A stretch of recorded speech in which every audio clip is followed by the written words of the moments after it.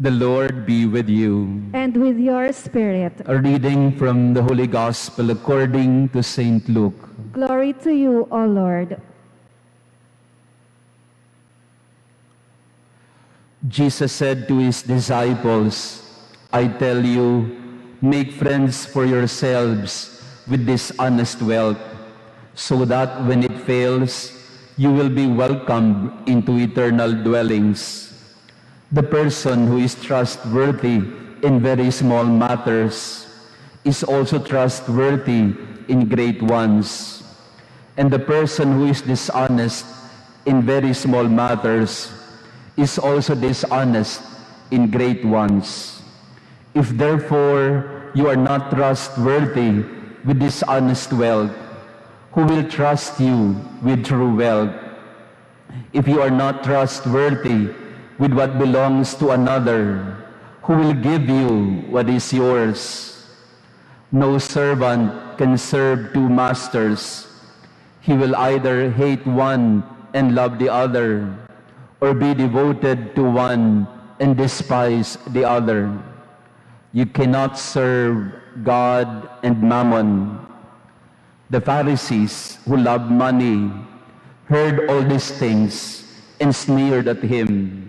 And he said to them, you justify yourselves in the sight of others, but God knows your hearts. For what is of human esteem is an abomination in the sight of God. The Gospel of the Lord. Praise to you, Lord Jesus Christ.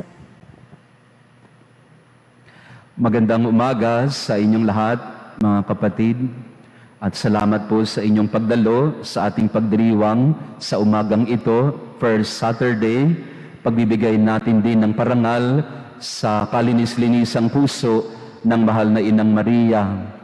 At pinagdadasal din natin yung mga kapatid natin na hindi pa rin natin makasama sa ating simbahan na nasa kanilang mga tahanan, at ang mga kapatid nating nagtatrabaho o naninirahan sa ibang bansa. We also pray for them. Yung atin pong mga pagbasa kahapon at ngayon ay magkarugtong, at iisa ang pinupuntirya o iisa ang pinapaalala sa atin. Ito ay ang papel ng pera sa ating buhay. You cannot serve God and Mammon. Yung Mammon, hindi po ito yung tinapay na mamon. Yung Mammon, ito po ang, kung i-google po ninyo ito, makikita ninyo ang larawan ni Mammon. Si Mammon ay isang tao na nakayakap sa pera. Yun yung kanyang larawan. He is a creature that is so greedy na yung mga buslo ng kanyang pera at kayamanan ay hawak-hawak niya.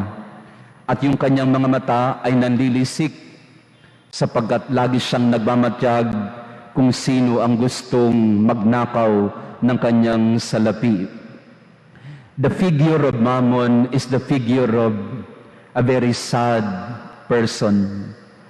We call him a miser. A miser is a person who is never happy. A person whose hand is always holding money, embracing money. And because he embraces money, he does not want to let go of money. He cannot do anything anymore. Kasi una, takot siya na manakaw ang pera niya. Pangalawa, talagang galit siya pag nababawasan ang pera niya. Kaya ang sabi ni Jesus, you cannot serve God and Mammon. Ibig sabihin, hindi mo mapaglilingkuran ang Diyos at ang pera. You will either hate one and love the other, or be devoted to one and despise the other.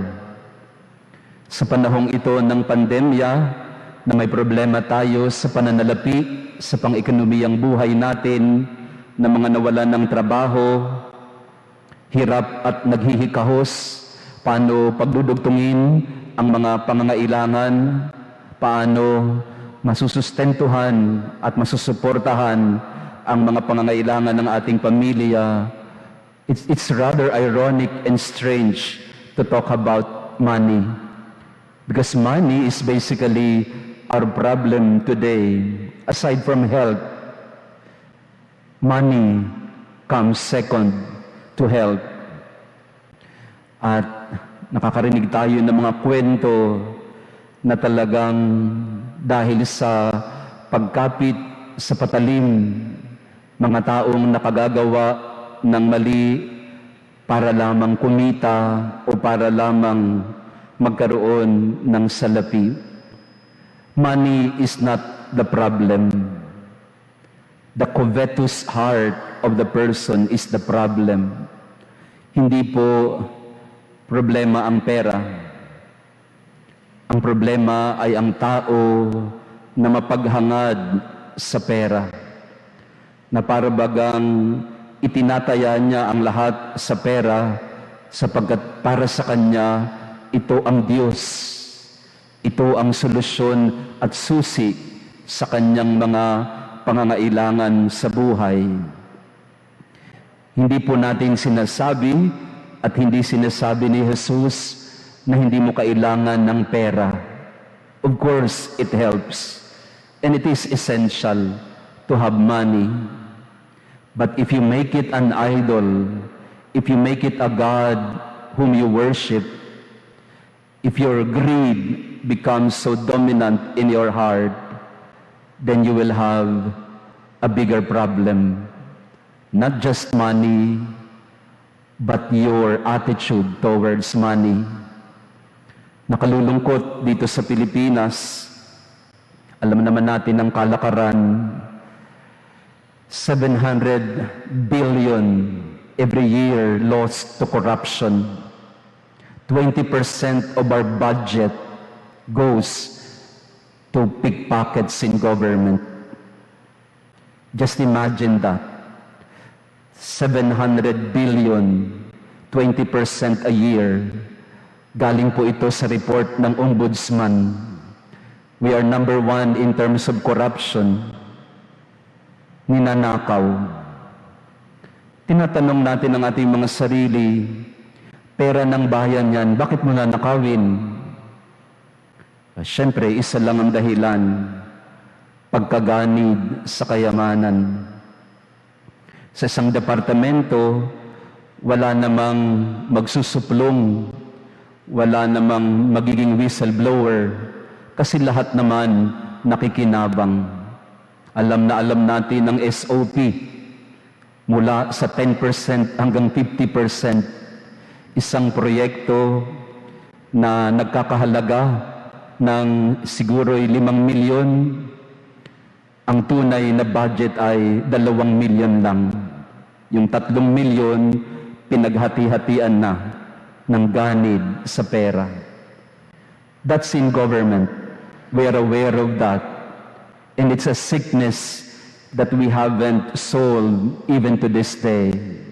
Kahit lantaran ang nakawan, wala tayong pakialam. Bakit?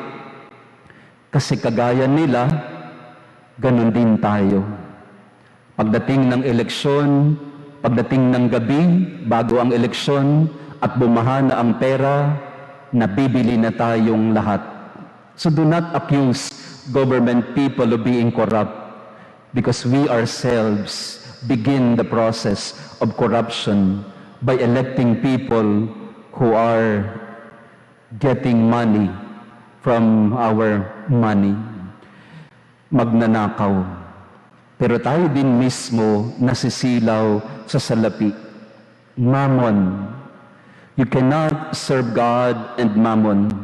Hindi ka pwedeng magpasilaw sa salapi. At ang pagkasilaw sa salapi, hindi nangyayari pag ikaw ay malaki na. Kahit mga bata pa lamang nasisilaw na sa salapi. Dito po sa ating parokya, may isa po tayong staff dito and I would like to mention to you ang kanyang honorable mention. May isa po tayong staff dito, si Ate Ana, napaka-honest po niya. Minsan nakakalimutan ko yung aking mga pera, kung saan-saan nahuhulog sa bulsa. At sasabihin niya lagi sa akin, Father, nahulog po yung envelope. Pag naglalabas siya at may mga perang naiiwan sa bulsa, isosoli niya. Minsan ka lang makakita ng mga tao na hindi nasisilaw ng pera. Kasi kahit yung mga bata, pabilhin mo ng suka, 20 pesos ang binigay mo, hinahanap mo ang sukli, binili na ng candy. Ay sasabihin sa iyo, wala na pong sukli. Corruption begins there. Corruption begins when during an online class, may exam ang bata, ikaw ang sumasagot, hindi ang anak mo. Perfect ang anak mo, 20 out of 20. Tuwan-tuwa ka naman. Pero ikaw naman ang sumagot, natutuwa ka pa dyan. Corruption yan. Not just corruption of money, but corruption of heart. Si San Agustin minsan, siya ay napunta ng kanyang mga barkada sa isang garden at meron silang isang prutas na ninakaw. Isang prutas, if I'm not mistaken, a peach tree, a peach fruit. Isang prutas. Kasama ng kanyang mga barkada, nagkatuwaan sila, ninakaw nila yung iisang prutas na yon sa puno ng may nagmamay-ari. Sabi ni San Agustin, yun ang aking pinakamalaking kasalanang nagawa sa tanang buhay ko, na nagnakaw ako ng prutas. Tatanungin mo, San Agustin, why is it the greatest sin that you have committed is just a fruit? Pero sabi ni San Agustin, because I did it with malice in my heart. Ang sabi ni San Agustin, ninakaw ko yung prutas, hindi dahil kailangan ko. Ninakaw ko yung prutas, hindi dahil nagugutom ako. Ninakaw ko yung prutas, kasi gusto ko. At yun madalas ang nangyayari sa ating panahon ngayon. We serve the mammon and not God. Just because we want it. Just because we desire it. Just because we are in love with the mammon rather than God. Kaya sa misang ito, ipagdasal natin na tayo ay maging tapat. To be honest with what is given to us. Because that is the true wealth. Ang tunay na kayamanan, sabi ng ating ebanghelyo ngayon, ay hindi yung kayamanang nananakaw. Ang tunay na kayamanan, ang iyong pinagyayaman sa iyong puso. Ang katapatan mo sa Diyos, kahit maliit na salapi, kahit maliit na pinagkatiwala sa iyo, you serve God honestly, with integrity. Pagdasal natin sa misang ito, yung mga nagnanakaw at nananamantala sa panahon ng pandemya, na sana'y maliwanagan ng kanilang puso at isip, na hindi sila pasisilaw sa kinang ng salapi, at isipin din ang kanilang kaluluwa. At tayo din sa ating mga sitwasyon sa buhay, we pray to the Lord to make us more honest, persons of integrity in everything that God has entrusted to us. You cannot serve God and mammon.